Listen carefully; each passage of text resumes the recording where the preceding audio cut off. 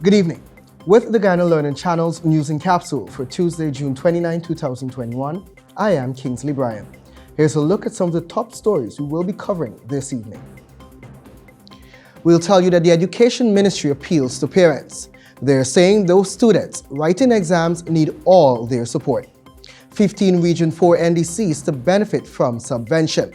$37.5 million set aside to advance regional services. Also, over 106,000 persons fully vaccinated. Over 200,000 received their first doses.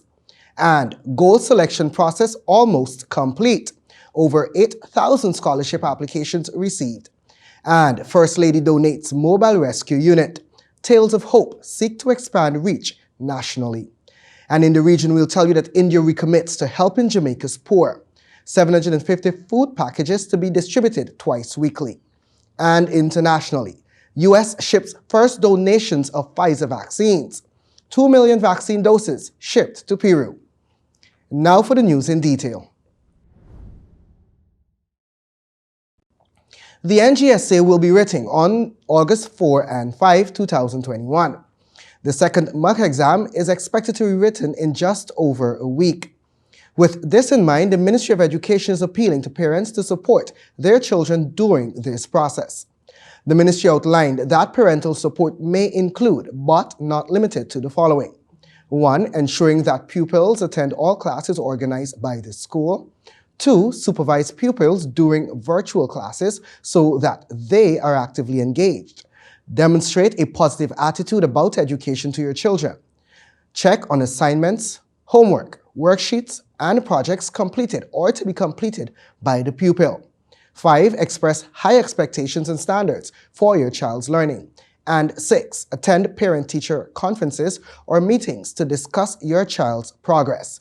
And finally, 7. Ensure that all topics in the consolidated curriculum are completed before the exams. In a survey conducted by the Ministry of Education in May 2021 with grade 6 teachers, more than 50% of the teachers said that they received inadequate support from parents. Additionally, the teachers said that they believe that their pupils' underachievement in math and social studies is mainly due to poor parental involvement. Further, the recently completed mock exams revealed disappointing performances in math and social studies. Parents must take an active role in correcting this situation in time for the NGSA 2021. The Ministry of Education wishes to take this opportunity to call on parents to become more involved. Please help us to help our children.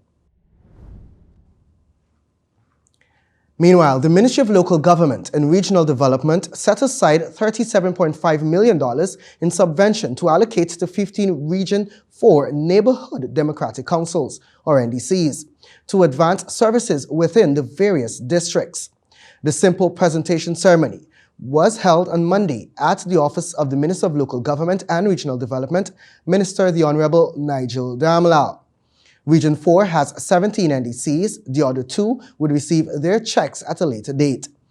Mr. Daramlal called on residents to be informed and involved in government interventions within their areas. The minister said the onus is now on the NDCs to honor their obligations and partner with communities to address issues, especially those that are of high priority. Some of the NDCs which received checks on Monday are Industry Plaisance, Better Hope, Golden Grove, Cane Grove, and Buxton.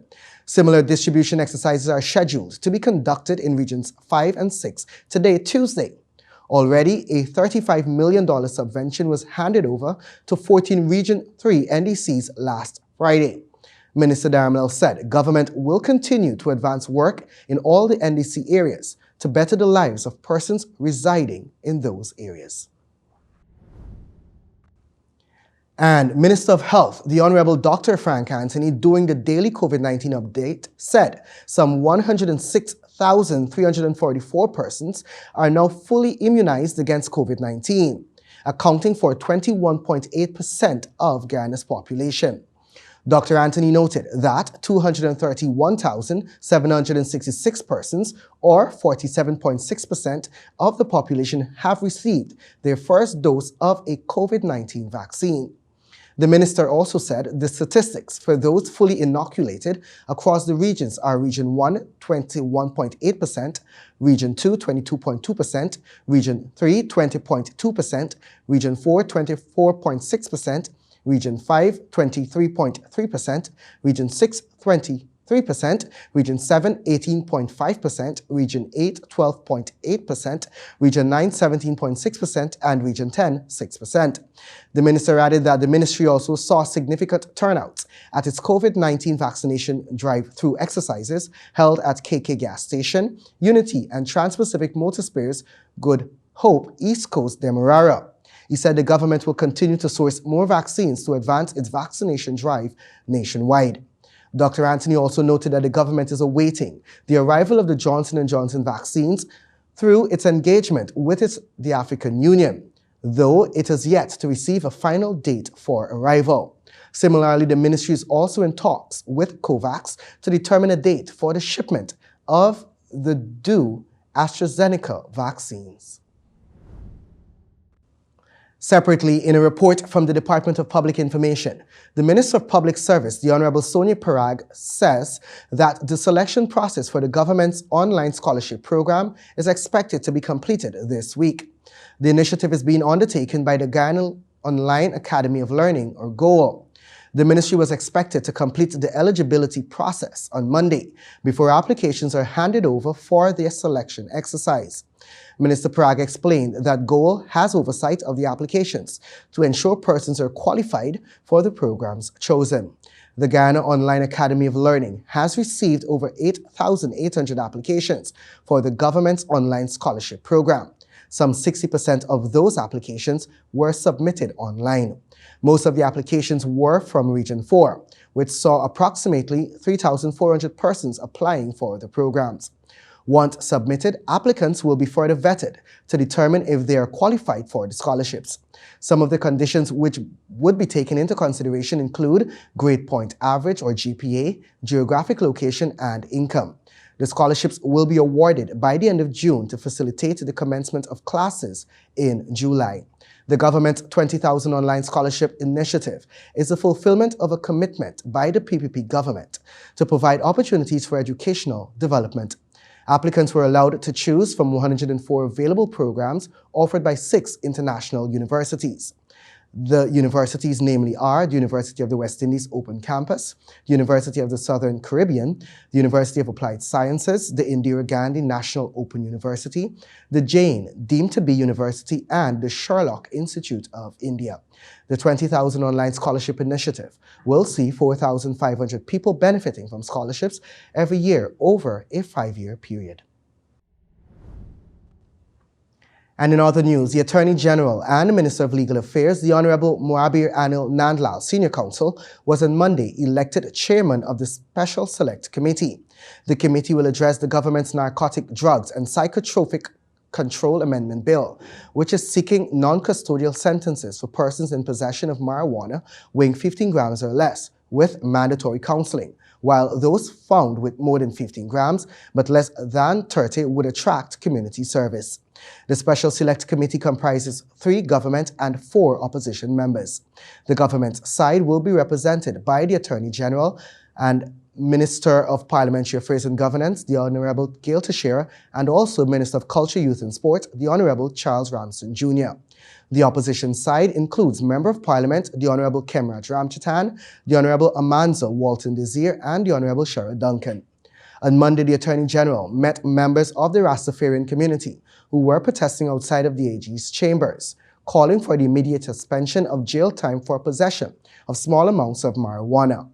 With the chairman elected, he said the Rastafarian community and the public will be invited for consultations. Submissions will be taken into account and will be reflected in the final report by the committee. Although the marijuana bill was taken to Parliament earlier this year, the Attorney General told the protesters that the government did not settle on the quantum, that is to carry non-custodial sentences. The Special Select Committee will now move to finalize same.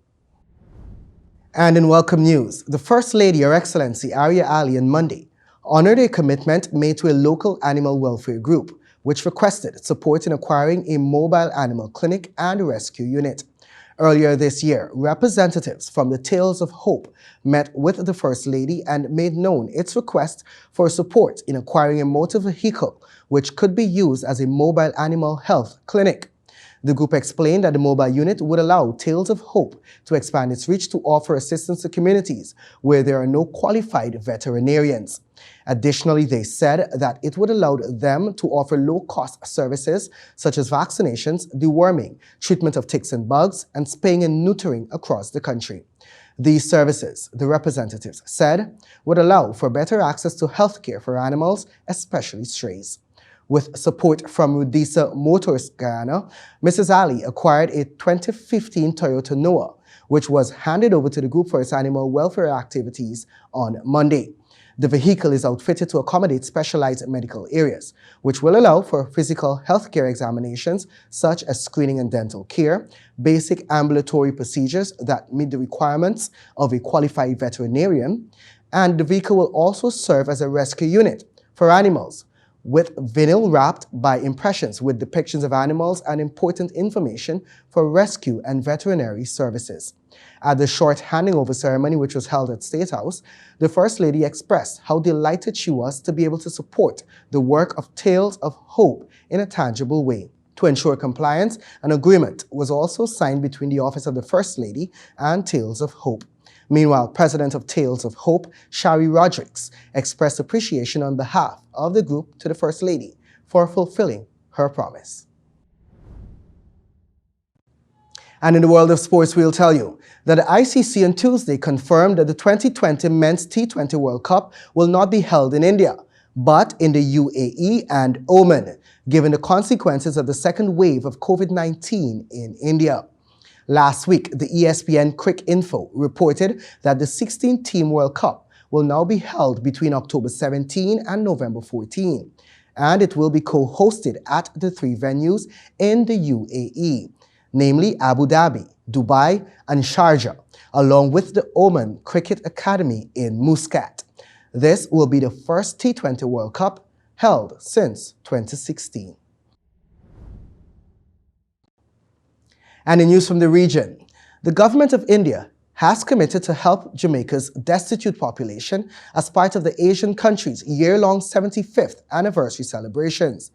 The assistance will be directed through the Good Samaritan Inn, with the government of India providing 750 food packages 2 times weekly for the island's poor and those suffering from hunger.